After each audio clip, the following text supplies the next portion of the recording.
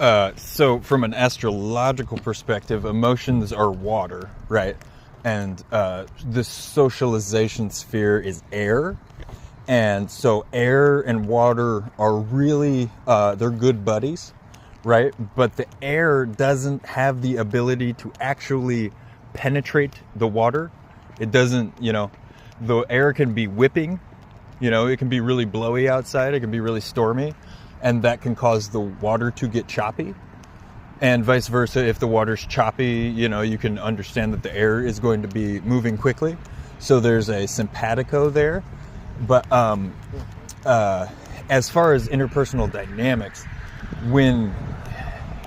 because emotion requires that certain dynamic from the other person for it to be perceived as I genuinely care about you, because I need to behave in a certain way to validate your expression of emotion, that allows for like it to be perceived that like I need to be externally validated. You know what I mean?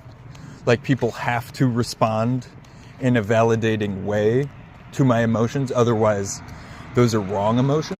And the reality of emotions are that there are no wrong emotions, but really, unfortunately, the socializing sphere is not the place for emotions to be taken seriously, because there's no actual way to validate emotion, from a intellectual or socializing perspective.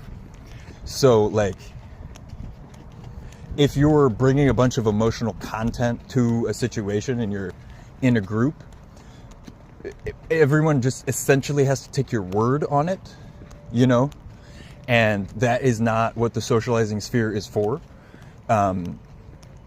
So like that's the only time in the socializing sphere people will just accept what you're bringing to the table and not judge it, not question it. Not be like, yeah, well, can't you just do this, or trivialize it, or da. Because you're bringing super sensitive personal,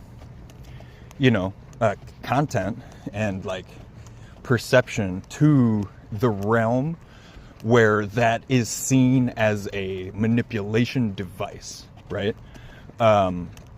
So it's very interesting, the need of the person with the emotions of the other person, right?